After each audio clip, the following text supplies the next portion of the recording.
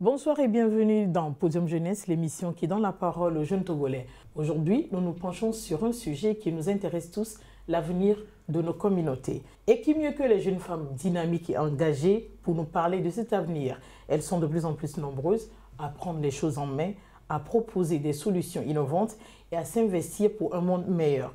Mais quels sont leurs défis? Comment les soutenir? Quelles sont leurs sources d'inspiration? C'est ce que nous allons découvrir ensemble aujourd'hui en donnant la parole à deux jeunes femmes leaders exceptionnelles qui montrent la voie vers un changement positif. À ma gauche, nous avons Samira Amadou. Elle est ingénieure réseau télécom, activiste sociale et communautaire et présidente de Youth Panel Lomé. Bonsoir Samira. Bonsoir madame. Comment tu vas? Bien, merci et vous? Je vais bien, merci. Bienvenue à Podium Jeunesse. Merci. À ma droite, nous avons Samata Amdiat Mayaba. Elle est titulaire d'une licence en communication des organisations et présidente du MAJ ATBF, le mouvement d'action des jeunes de l'association togolaise pour le bien-être familial. Bonsoir Samata. Bonsoir madame. Heureuse de t'avoir. Ça fait plaisir. Merci. Samata, pour lancer la discussion, j'aimerais beaucoup que tu partages avec nous un peu de ton histoire personnelle. Peux-tu nous raconter ce qui a déclenché ta passion, je veux dire, pour le leadership et pour le service communautaire? Tout a commencé au lycée lorsque j'avais 13 ans. Et j'ai eu à remarquer dans ma communauté que les jeunes filles et femmes font face à tout ce qui est problème lié aux grossesses précoces et surtout au mariage forcé. Alors, à travers les initiatives de clubs scolaires et tout au lycée de Kita, où j'ai eu mon baccalauréat, nous avons mis en place des sketchs pour sensibiliser d'abord nos pères jeunes filles sur ces questions de mariage forcé, comment est-ce qu'elles pouvaient aborder cela avec les parents à la maison. Suite à cela, mon engagement s'est encore grandi lorsque j'ai eu mon bac et que j'ai quitté la CARA pour la région maritime. J'ai fait la connaissance du mouvement d'action des jeunes, de l'association togolaise pour le bien-être familial en 2019 et à ma première année au campus. Vu que j'avais déjà cette fougue-là en moi de pouvoir changer les choses dans la communauté, j'ai embrassé le monde associatif à l'université de Lomé à travers d'abord le club de la TBF qui se situe là et j'ai rejoint le mouvement d'action des jeunes de l'association togolaise pour le bien-être familial en 2020. Alors mon engagement s'est poursuivi dans cette association-là et j'ai eu à occuper plusieurs postes au sein de cette organisation où je milite aujourd'hui en tant qu'activiste genre et DCCR. À travers ces activités-là que nous faisons là-bas, nous avons un aspect que nous mettons toujours en avant qui est le fait d'aller toujours vers les communautés vulnérables, vers les personnes en situation de handicap pour favoriser tout ce qui est inclusion. Alors, de ma petite expérience sur l'engagement communautaire, je dirais que nous sommes sur la bonne voie pour pouvoir changer les choses dans notre communauté. Derrière chaque leader se cache un parcours unique. Quel a été le tien? Qu'est-ce qui avait en toi le désir de faire la différence, une différence dans ta communauté? D'accord, merci beaucoup pour la question madame. Je dirais que déjà, c'est parti aussi comme Samantha de mon environnement proche. Moi, j'ai eu des copines à l'école qui se sont mariées tôt, déjà en classe de 4e. Je me rappelle qu'on avait aidé une copine même à fuir de la maison parce qu'elle devait être mariée tôt. Et après, elle est allée à l'orphelinat, on l'a blaguée, on l'a amenée au village, on a dû faire le mariage. Et après, on l'a appris, on était vraiment déboussolés. Et il y a eu beaucoup de ces cas-là quand j'étais au collège et au lycée. Je me rappelle qu'il y avait une fille même très brillante aussi, avec laquelle je faisais le collège, mais qui a aussi été mariée, mais pas de force. Elle n'a pas été mariée de force, mais on va dire que c'est l'environnement et l'éducation qu'on nous donne. Oui, une femme, elle doit se marier tôt. Donc, il y avait cet environnement-là qui, vraiment, pour moi, c'était dur. Donc, il y a eu tout ça, en fait, qui y avait en moi, cette rage-là de changer quelque chose, d'apporter quelque chose, bien que je ne savais pas vraiment où l'orienter. Ça m'a juste permis de me renfermer sur moi et d'en vouloir à tout le monde. Après mon bac, donc en 2021, j'ai rejoint la Jeune Chambre internationale Lomé, où j'ai commencé la vie communautaire et associative. On allait dans les communautés, je me rappelle, à Tchévier, Bolou, à Dantor, Bolou, mais on a installé des panneaux solaires pour que les enfants puissent étudier. Il n'y avait pas du tout d'électricité dans le village. Donc, cet engagement communautaire a commencé en 2021, quand j'ai fait l'initiative Takeover de Plan International Togo. Là, on a parlé de féminisme, de questions de genre et tout. Et c'est là que je me découvrais et j'arrivais en fait à mettre en nom sur ce que j'avais comme cause. Et c'est là aussi que j'ai rejoint le Youth Panel Lomé, l'ONG Coup de pouce. J'ai travaillé sur le forum de la jeune fille. Donc, c'est en ce moment-là que j'ai commencé vraiment à m'étendre dans la vie associative et à trouver des thématiques qui me tenaient vraiment à cœur.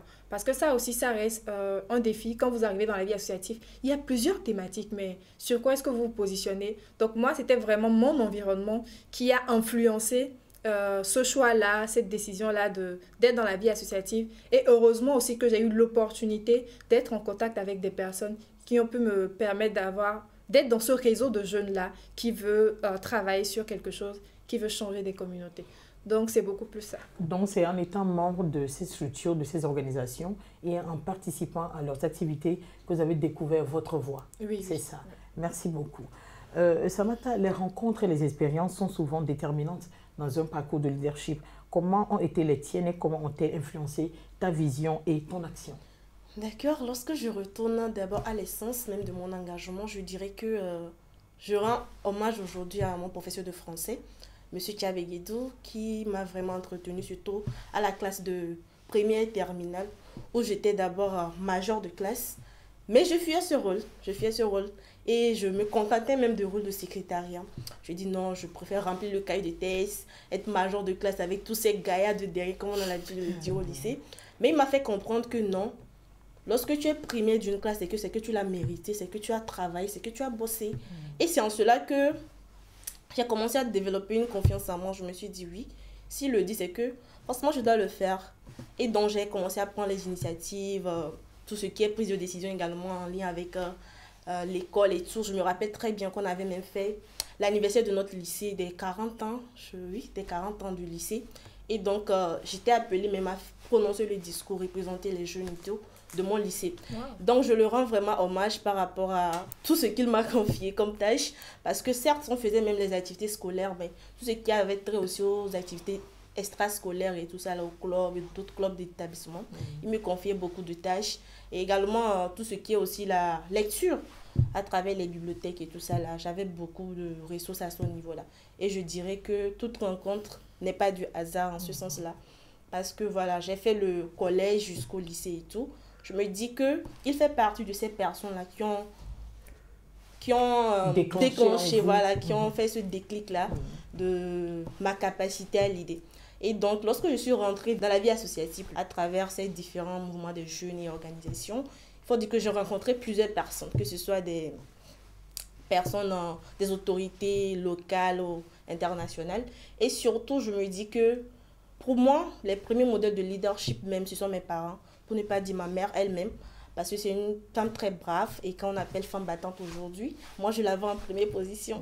En dehors de ce qui est famille et tout, je peux citer Madame Awa Nana, qui est la représentante de Plan International Togo sortante, et bien sûr d'autres jeunes collègues avec qui nous avons vraiment travaillé sur des projets et qui aujourd'hui, pour moi aussi, ce sont également des modèles de leadership, ce sont des personnes vers qui on peut aller également pour trouver notre voie et surtout nous tracer notre voie en termes de militantisme ou sinon sur le plan professionnel. Parce que quoi qu'on dise, chaque association ou organisation de jeunes aussi a sa voie, a sa vocation, a sa vision et ses valeurs.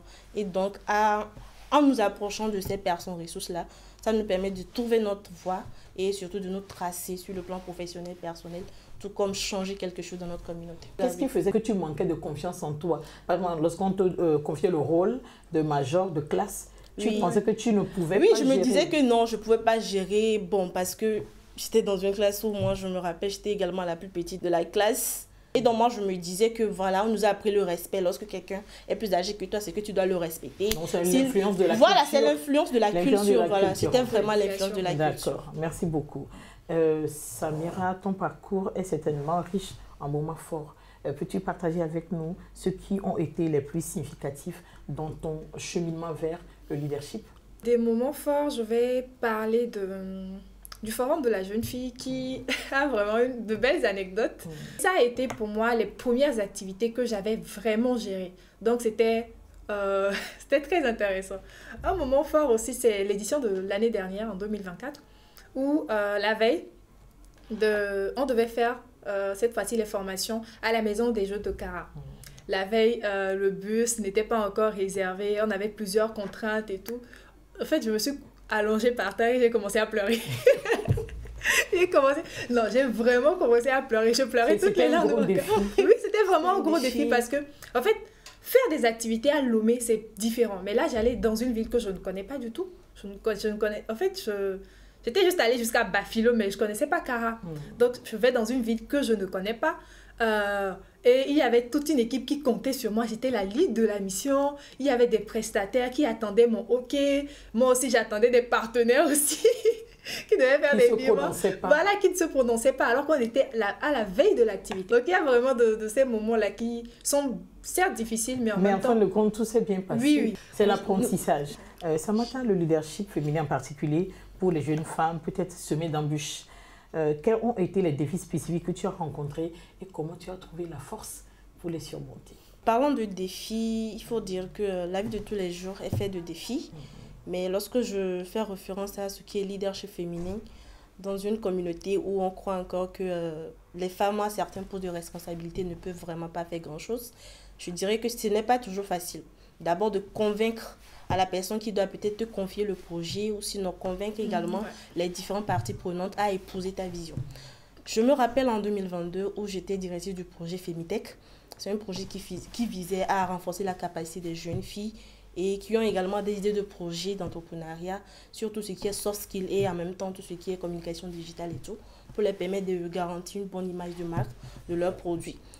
Et heureusement, il n'y avait qu'une seule personne qui avait vraiment confiance en ce projet-là. C'était un député. Et donc, les différentes parties prenantes étaient vraiment hésitantes par rapport à ce projet-là. Et il faut dire que ça a été d'arrache-pied, même jusqu'à la veille. C'était vraiment difficile de pouvoir convaincre tout le monde d'épouser la vision. Et quand je reviens même à tout ce qui est culturel et tout, c'est vraiment une catastrophe. Mais on s'est dit que nous sommes dans un processus de changement et qu'aujourd'hui, nous, en tant que jeunes filles leaders, nous servons en même temps d'exemple pour montrer également à la génération à venir que nous sommes capables de faire même au-delà de ce que les gens n'y pensent pas. Et donc, le leadership féminin aujourd'hui, au-delà de l'aspect culturel et tout, on se dit qu'il y a encore du travail à faire. Parce que quoi qu'on dise, nous avons nos soeurs, nos petites sœurs également, qui ont encore ce manque de confiance en elles pour pouvoir prendre des postes de responsabilité et l'idée des projets même de grande envergure. Merci beaucoup. Samira, les difficultés, on le sait, font partie de tout parcours.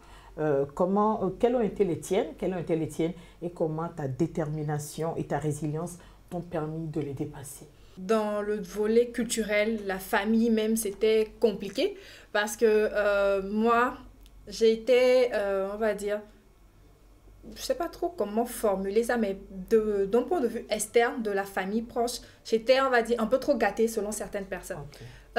J'avais les gens qui me voyaient aller un peu trop à l'école se disaient non mais pourquoi est-ce qu'elle va trop à l'école, vous gaspillez votre argent, il faut juste la marier quelque part, en fait c'est une femme donc elle ne va pas vous apporter grand chose, surtout que j'ai fait une université privée. On se disait que non, mon papa est en train de gaspiller les millions et tout, donc déjà culturellement il n'y avait pas forcément cette chaleur familiale là. Ensuite quand je devais faire l'université, même il y a eu plusieurs contraintes. Ma mère ne voulait pas que je fasse l'université. Ça voulait que tu te maries? Oui. Okay. Et c'est la première fois même que j'en parle comme ça, mais ma mère ne voulait pas que je fasse l'université, voulait que je me marie dès le lycée. Et j'ai forcé. Il y a eu ces premiers défis-là. Ensuite, je me suis inscrite dans un domaine d'hommes, ce qui n'a pas arrangé les choses. Dans la vie associative, je ne vais pas vous mentir, j'aime souvent dire que les personnes les plus foncièrement méchantes que j'ai rencontrées sont dans la vie associative, malheureusement. Tout ce qui est harcèlement, moi je l'ai subi beaucoup plus dans la vie associative. Tout ce qui est...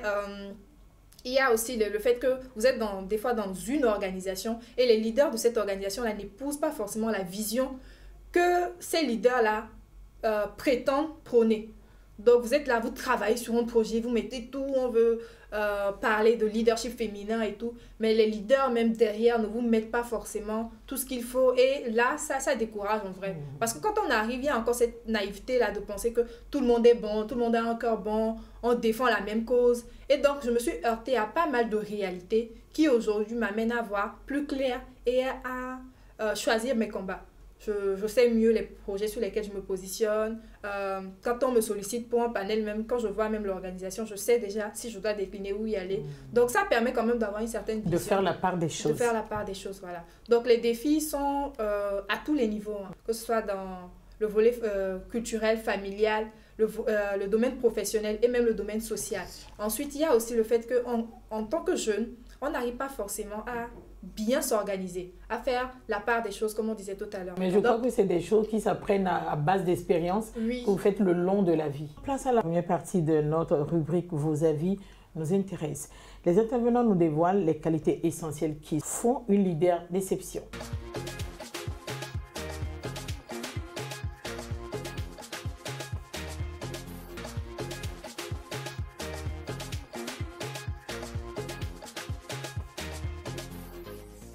Quand on parle déjà de leader, il faut avoir quelqu'un qui a une vision. Non seulement une vision, mais une vision claire pour pouvoir l'expliquer à l'autre, convaincre la personne de pouvoir adhérer à l'idée. Avoir aussi de l'empathie. L'empathie, c'est essentiel, c'est parce qu'il faut arriver à se mettre à la place de quelqu'un d'autre quand on le dirige. Et aussi être résiliente parce que la vie n'est pas facile. Une jeune femme leader, c'est celle-là qui a de la valeur, qui est claire dans ses objectifs dans la vie. Dans tout ce qu'elle fait, elle sait là où elle veut y aller et elle sait comment se donner les moyens pour pouvoir y aller. C'est celle-là qui a de l'amour et de la passion pour tout ce qu'elle fait dans sa vie et qui a de l'esprit de résilience. Parce que être leader ne veut pas dire ne pas être confronté à des difficultés, à des situations de la vie. Mais quels que soient les obstacles qu'elle a ou bien qu'elle va rencontrer, trouve toujours des moyens pour pouvoir sortir, pour pouvoir rebondir et pouvoir trouver des solutions à ces problèmes. Et celle-là aussi qui a cette capacité-là de pouvoir rassembler autour d'elle d'autres jeunes filles qui la portent comme modèle. Samantha, le leadership féminin est de plus en plus reconnu et valorisé. Comment le définis-tu et quelles sont selon toi les qualités spécifiques que les femmes leaders apportent à leur communauté? Je dirais même que le leadership féminin aujourd'hui, c'est les actions que nous posons en tant que jeunes femmes leaders sur le terrain et notre capacité vraiment à amener un changement, à faire drainer un changement. Je me dis que certes, aujourd'hui, on parle de leadership féminin, pas de leadership féminin, mais qu'est-ce que nous arrivons à changer à une personne? Qu'est-ce que nous arrivons à changer dans une communauté pour qu'après 2 ans, 3 ans, 5 ans, 10 ans après, qu'on dise que ah voilà, telle action que nous avons posée a pu engendrer tel changement dans cette communauté, sur cette personne, sur cette jeune fille, ce jeune homme et tout ça là. Je me dis que le leadership féminin aujourd'hui, on peut le traduire à travers les actions que nous posons. Maintenant, quelles sont les qualités? En termes de qualité, le fait d'être inclusif. Dans le sens où nous avons nos combats, certes, mais nous devons nous assurer que dans les combats que nous menons, il n'y a pas de personnes qui sont mises à l'écart. C'est vraiment important de veiller à ce que tout le monde soit inclus dans nos processus de changement. Parce que quoi qu'on dise, une communauté, il y a plusieurs branches. Et que si on ne considère pas toutes les branches qui existent, une seule branche qui n'a pas été changée peut affecter négativement le travail qu'on a fait et ça ne va pas nous permettre d'atteindre les résultats que nous avons. Donc le fait d'être vraiment inclusif dans nos prises de décision, dans la mise en œuvre des projets et tout est vraiment pertinent. Au-delà de ça, je dirais c'est le fait de garantir une durabilité. Je l'ai déjà dit précédemment, de nous assurer que les actions que nous posons aujourd'hui sont durables et surtout de l'impact qu'ils ont en termes de changement. Merci beaucoup. Samir, en tant que jeune femme leader, tu as une perspective unique et des compétences précieuses. Quelle est ta vision du leadership féminin et comment l'incarnes-tu dans ton engagement au quotidien? Ok.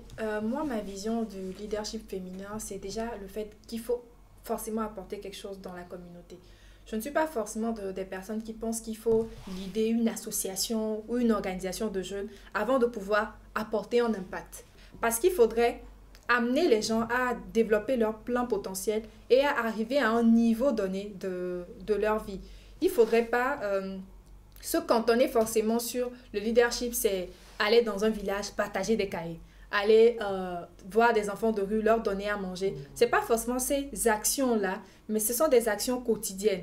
Le leadership, ce n'est pas forcément, comme je le disais, être à la tête d'une organisation et tout, mais c'est pouvoir au quotidien avoir de l'impact dans la vie des gens, avoir de l'impact dans la communauté. Qu'est-ce que vous avez fait? Pourquoi est-ce qu'on vous reconnaît dans votre communauté? Quelles sont les actions que vous avez menées? Qu'elles soient collectives ou bien qu'elles soient individuelles et personnelles. Si vous avez un voisin, vous savez que le voisin n'est pas trop nanti. Et son enfant doit aller à l'école à la rentrée. Et que vous pouvez payer un paquet de cahiers pour lui offrir ça sans faire des photos et mettre sur les réseaux. En fait, c'est quand même un apport, une contribution que vous menez au développement de votre communauté. Donc pour moi, c'est ça le leadership en fait. Contribuer tant que je peux au quotidien.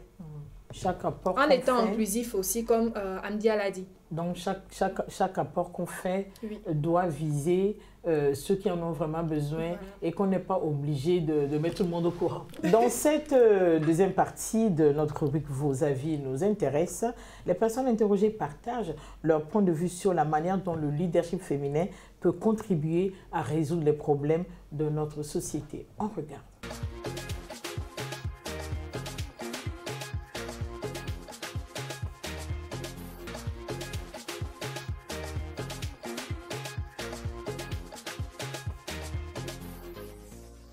Le leadership féminin peut contribuer énormément à résoudre les problèmes parce que déjà, Dieu a mis cette capacité dans la femme de pouvoir éduquer de manière excellente les enfants. Si la femme arrive à assumer cette responsabilité, cette mission d'éduquer de manière excellente les enfants, je pense que ça peut résoudre beaucoup de problèmes dans la société. Le leadership féminin peut contribuer à résoudre les problèmes de nos sociétés si ces jeunes leaders que nous avons aujourd'hui sont soutenus, sont encouragés. Parce qu'aujourd'hui, nous avons beaucoup de jeunes femmes leaders qui font beaucoup de choses extraordinaires. Même si nous allons à la base dans nos communautés, nous avons des femmes qui ont cette capacité-là de pouvoir rassembler autour d'elles, de pouvoir amener d'autres femmes à un objectif commun. Ces femmes-là qui n'ont peut-être pas des activités génératrices de revenus, mais qui arrivent à avoir une idée et à pouvoir amener ces dames-là, à pouvoir les concrétiser, à avoir quelque chose pour leur maison. C'est déjà des actions de développement de nos sociétés, selon moi. Aujourd'hui, nous avons le plaisir d'avoir des femmes qui sont entrepreneurs et qui ont des idées extraordinaires, qui créent et dirigent dans les entreprises et même emploient d'autres jeunes, même des hommes. Samantha, les jeunes femmes leaders jouent un rôle essentiel dans la transformation de nos communautés. Quel est selon toi l'impact spécifique du leadership des jeunes femmes sur le développement et le progrès? D'accord. Je dirais, comme l'adage là le dit, éduquer une femme, c'est éduquer toute une nation. Dans le sens où aujourd'hui, en tant que jeune femme, nous reflétons en même temps le changement en fait. Nous sommes tout ce qui est progrès, nous sommes l'avenir. Et que les actions que nous posons aujourd'hui ont des répercussions sur notre entourage. Qu'on le veuille ou pas, tout individu d'ailleurs, nous avons un impact, qu'il soit négatif ou positif. C'est que nous devons veiller à ce que les actions que nous posons puissent avoir un impact positif. Si nous voulons aller bien sûr dans le sens du développement communautaire et surtout du changement que nous voulons apporter dans nos sociétés. Samira, les jeunes femmes sont l'avenir de nos communautés. Comment ton leadership contribue-t-il à construire un monde plus juste, plus équitable et plus durable pour tous? D'accord. Et oui, évidemment, les jeunes femmes sont l'avenir de la société. Et même en termes de statistiques, hein, ça le prouve. Quand on voit la croissance aussi du nombre de femmes et tout, il faudrait qu'on puisse, comme je pense une personne le dit, on ne développe pas un pays avec la moitié de sa population. Donc, on ne devrait pas s'attendre à ce que ce soit les hommes qui contribuent, que ce soit les hommes qui travaillent. Mais en fait, on devrait outiller tout le monde à contribuer à ce progrès-là. Et c'est justement en ce sens-là que moi, je participe ou des fois même j'initie des activités justement pour amener ces jeunes femmes-là à développer leur potentiel, à contribuer au développement du pays. Si vous permettez, même je vais citer quelques initiatives vite faites. Par exemple, l'appel à projet que nous avons lancé sur le Forum de la jeune fille sur 2 éditions. Il s'agissait de recueillir des idées de projets de jeunes femmes, les former en entrepreneuriat féminin, les outiller et les mettre en contact avec des mentors qui puissent leur permettre de quand même développer leur projet et arriver à un niveau où l'entrepreneuriat leur permet de se développer elles-mêmes personnellement, mais de développer également leur activité, ce qui contribue à un développement économique et tout ce qui va avec. Après, il y a aussi WoMentor que nous avons initié au niveau du panel et nous avons fait 2 éditions. On a lancé un appel à candidature de 25 jeunes femmes entre 15 et 24 ans. Et il s'agissait de déjà les former sur tout ce qui est estime de soi, confiance en soi, mission de vie. On a fait des sessions même en art oratoire pour qu'elles puissent prendre la parole en public, se défendre leurs idées. Ensuite, on les a mises en contact avec des mentors. Donc, des femmes qui sont dans des domaines qu'elles voudraient embrasser. Les mettre en contact avec ces personnes-là pour qu'elles puissent déjà savoir que leurs rôles modèles ne sont pas aussi loin qu'elles le pensent pouvoir discuter des défis qu'elles ont rencontrés. On a fait des sessions avec ces mentors-là qui parlaient de comment elles en sont arrivées, quelles sont les études qu'elles ont faites, même les associations dans lesquelles elles ont milité, hein, ou comment est-ce qu'elles en sont arrivées là, en fait. Donc, ça, ce sont des initiatives que nous menons, sur lesquelles nous travaillons, pour que chaque femme puisse quand même avoir les outils nécessaires, pas que les femmes d'ailleurs. Il y a par exemple le forum de la jeune fille, c'est un forum pour tout le monde. Donc pour que tout le monde puisse avoir les outils nécessaires pour arriver à un niveau. Et ces initiatives-là prennent en compte différentes couches en termes d'inclusion. Personnes vivant avec un handicap, personnes atteintes de albinisme. En fait, parce que toutes ces personnes-là ne doivent pas être laissées pour compte. Comme je l'ai dit, on développe un pays avec la moitié de sa population. Et même dans cette moitié-là, il y a encore des couches vulnérables. Merci beaucoup. Samantha, ton engagement se traduit par des actions concrètes. Peux-tu nous parler de projets ou d'initiatives qui te tiennent à cœur particulièrement et qui ont de l'impact positif sur ta communauté? Je dirais aujourd'hui, banalement, 4 ans que nous menons des initiatives sur le plan digital ou sinon sur le plan physique pour sensibiliser les populations sur tout ce qui est question de santé sexuelle de la reproduction, tout ce qui est question du genre et tout. Alors aujourd'hui, nous avons plusieurs initiatives, surtout au sein du MAJ en lui-même. Nous avons plusieurs activités. Quand je prends par exemple les journées MAJ, ce sont des initiatives que nous mettons en place d'abord pour faire découvrir le MAJ et surtout donner cette possibilité-là aux jeunes de pouvoir y adhérer et également s'engager pour les raisons qui leur tiennent à cœur. Au-delà de ça, nous avons la Journée internationale de la jeunesse, par exemple, que nous célébrons aussi au sein du MAJ Togo. Et ça fait partie également des moments où nous ciblons des thématiques clés en raison des défis actuels que nous essayons de travailler avec ces jeunes-là pour pouvoir leur faire comprendre que voilà, ils ont également leur part à apporter à leur communauté. Au-delà de ça, je pense que nous avons plein d'initiatives, que ce soit sur les campagnes accès à l'information pour tous, qui visent également à toucher les personnes en situation de handicap, qui puissent vraiment comprendre que l'auto-victimisation n'est pas quelque chose qu'ils doivent normalement cultiver. Ils doivent vraiment se sentir associés à tout le monde. Et lorsqu'on parle de droit en matière d'information nécessaire, ils ont également ce droit-là. Donc ça fait partie également des initiatives que nous prenons. Donc merci beaucoup Samantha. Samira, tu es certainement un modèle pour de nombreuses jeunes femmes et jeunes filles. Comment les encourages-tu à développer leur potentiel de leadership et à s'engager activement dans leur communauté? D'accord. Déjà, ce que je prends sur moi de toujours faire, c'est de partager des opportunités autour de moi.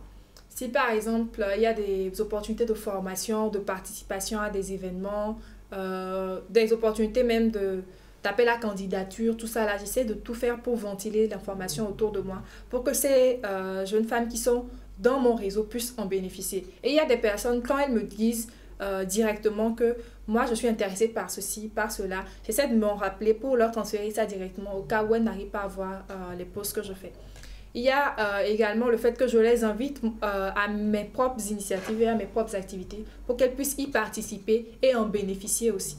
Parce que les personnes autour de nous doivent être normalement les premières personnes à bénéficier de tout ce que nous pouvons apporter. Même quand j'interviens sur des webinaires et tout, je partage les liens. Merci beaucoup. Samantha, la relève est essentielle pour assurer un avenir meilleur.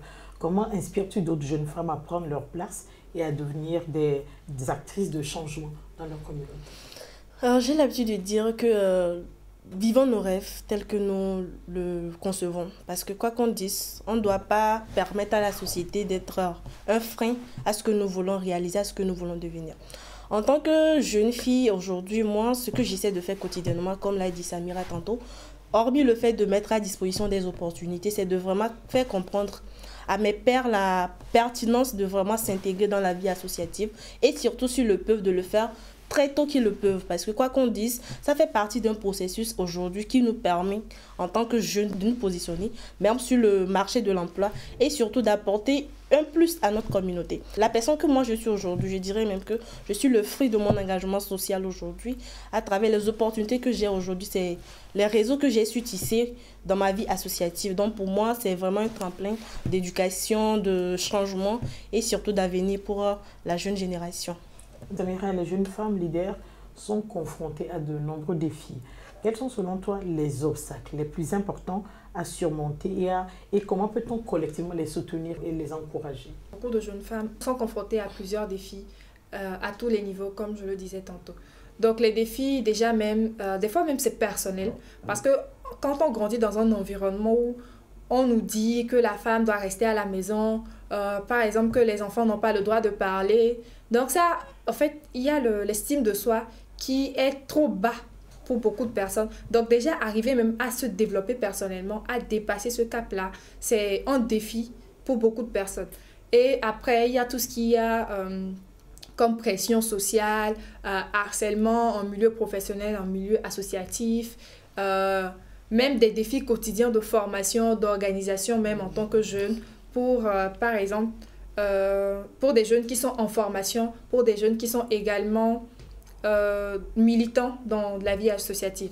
Donc maintenant, comment faire pour pouvoir les aider collectivement? C'est des programmes de mentorat, comme je parlais d'un projet WoMentor, des initiatives qui aident ces femmes-là à se retrouver dans un réseau, par exemple, de femmes comme vous. Comment est-ce que Madame Pélagie arrive à gérer ses journées? Si elle arrive à, par exemple, vous avez plusieurs activités, bien évidemment. Si elle arrive à être à la télé, mais à faire ci, à faire ça, comment est-ce que je peux m'en inspirer et moi aussi arriver à planifier mon agenda? Donc, par ces initiatives de mentorat-là et par cette proximité-là avec ces personnes, nous arrivons à faire une sorte de sensibilisation et à leur donner les informations et les outils nécessaires. Il y a également le fait que, comme je l'ai dit, les mentorer et aussi sensibiliser les parents. C'est vrai que le thème sensibiliser est devenu un peu trop vague, mais faire des actions à l'endroit des parents pour changer aussi les mentalités. On connaît des personnes qui veulent travailler, qui veulent exceller, mais si à la maison, cette personne doit rentrer, se taper encore toutes les tâches ménagères, alors que ses frères sont là, ne font rien, et qu'il y a encore ces paroles des parents qui disent que de toutes les façons, tu es femme, il faut arrêter ça, il faut laisser ça, ça n'encourage pas. Donc faire des actions à l'endroit de la population également pour que tout le monde puisse contribuer à ça et qu'on ne soit pas en train de verser de l'eau ici pendant que quelqu'un est en train de puiser la même eau de l'autre côté. Je vois. Merci beaucoup. Samantha, il est essentiel de créer un environnement favorable au leadership des jeunes femmes. C'est ce que Samira vient de dire. Quels sont selon toi les obstacles qui freinent leur engagement et comment peut-on les lever pour leur permettre de réaliser leur plein potentiel? D'accord. En termes de challenge, ou sinon de défi, nous avons le culturel. Le culturel, quoi qu'on dise, ça agit sur la manière dont nous percevons d'abord le monde associatif, nous percevons nous-mêmes et surtout dans les actions que nous avons à poser. À part le fait que ça soit culturel, je dirais également au plan personnel nous-mêmes, qu'est-ce que nous voulons? Qu'est-ce que nous voulons? Où est-ce que nous voulons aller? Je pense que lorsqu'on arrive même à trouver notre, j'ai l'habitude de dire, le why, c'est-à-dire le pourquoi de ce que nous voulons. Et lorsqu'on arrive à trouver notre pourquoi, ça nous sert en même temps de motivation. Et à chaque fois que nous nous sentons démotivés, nous retournons d'abord dans notre why et puis nous, voilà, on relance. Ouais. Et donc, en termes de défis aujourd'hui, hormis que ce soit culturel, ce soit également personnel, quoi qu'on dise, il y a également le défi de gestion de temps. Le défi de gestion de temps, ce n'est pas vraiment facile de gérer le temps. Et je me rends compte... Parce qu'on a 1000 tâches à accomplir. On a 1000 tâches. Et la journée ne fait que 24 heures. Voilà, la raison pour laquelle même il faut vraiment cibler ses combats. Il ne faudrait pas aller de gauche à droite parce que voilà, on veut vraiment faire quelque chose, mais surtout savoir où est-ce que nous voulons aller. Et lorsque nous savons là où nous voulons aller maintenant, nous mettons en place des stratégies pour nous permettre d'atteindre de bons résultats. Et donc, au-delà de ça aussi, je dirais que les réseaux sociaux, aujourd'hui, sincèrement, il y a beaucoup de temps. Bref, ça prend vraiment assez de temps. Et au-delà de ça, je voulais même parler du cyberharcèlement qui existe aujourd'hui. Moi, je me rappelle très bien, on a fait une campagne avec la CEJU sur le CCAP, le contrôle citoyen de l'action publique, où j'ai reçu des commentaires pas possibles. On me dit, voilà, toi, une femme, tu viens dire que voilà, si. Bref, il y a assez de commentaires que nous recevons en tant qu'activistes et tout ça là.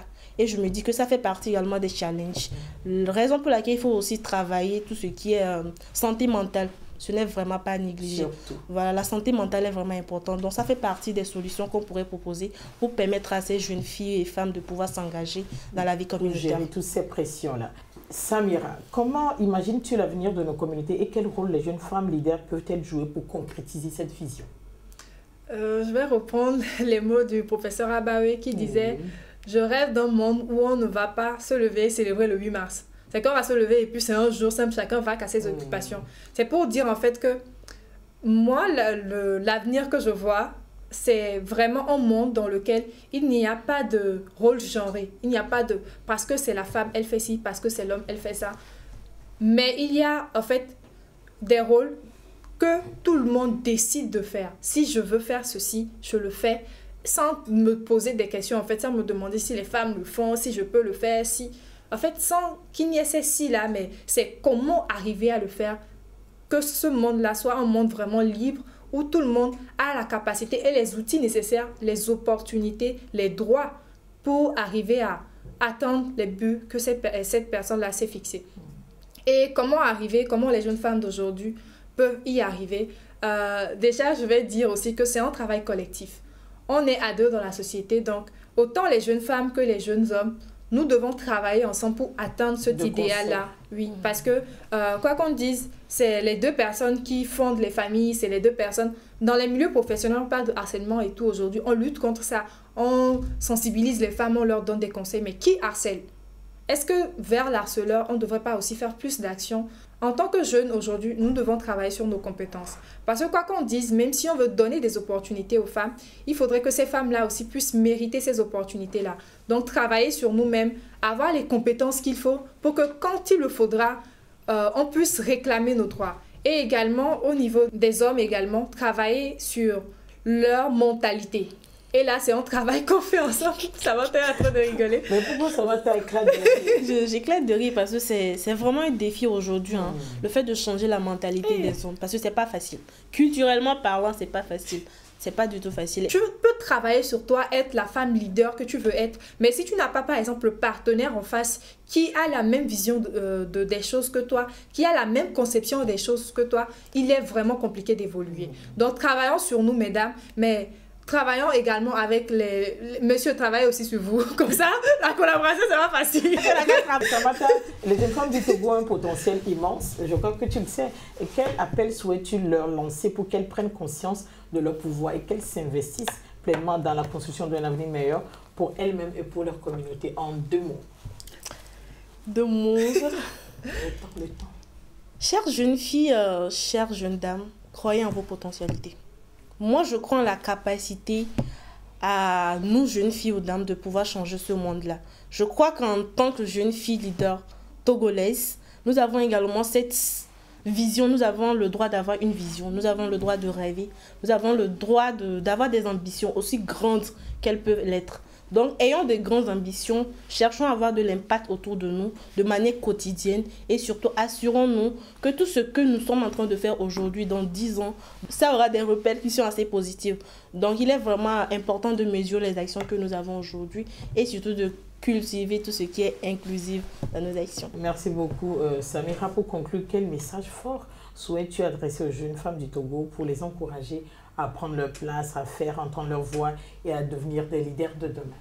Je dirais à mes pères, jeunes femmes, de ne pas se fixer des limites, de ne pas se cantonner sur ce que dit l'environnement. Ce que dit l'environnement, c'est l'environnement. Les gens ont tendance à projeter leurs peurs sur nous. Donc, il faudrait que nous-mêmes, nos peurs, soient nos peurs. Ce ne sont pas les peurs de quelqu'un qui vont être nos peurs. Donc, il faudrait qu'on travaille sur nous, comme je l'ai dit, pour arriver à mériter cette place-là qu'on réclame. Et il ne faut surtout pas se dire que non, on doit faire doucement. Allons arracher notre place. Merci. Nous arrivons au terme de notre discussion. Je vous remercie, Samira et Samantha, pour vos discussions éclairantes. Je vous rappelle que Samira Amadou est ingénieure réseau télécom, activiste sociale et communautaire et présidente de Youth Panel Lomé, et Samantha Amdiat Mayaba. Elle est titulaire d'une licence en communication des organisations et présidente du MAJ ATBF, le mouvement d'action des jeunes de l'association togolaise pour le bien-être familial. Malgré les défis et les obstacles, les jeunes femmes leaders sont en train de changer le monde un pas à la fois. Leur courage, leur détermination et leur résilience sont une source d'espoir pour nous tous et surtout pour les filles et les jeunes femmes qui nous ont suivis. Nous croyons en elles, en leur capacité à construire un avenir plus radieux pour les générations à venir. C'est sur ces mots que s'achève notre émission. Merci à nos invités, merci à vous qui nous avez suivis depuis vos maisons et merci surtout à toute l'équipe de la réalisation. À bientôt.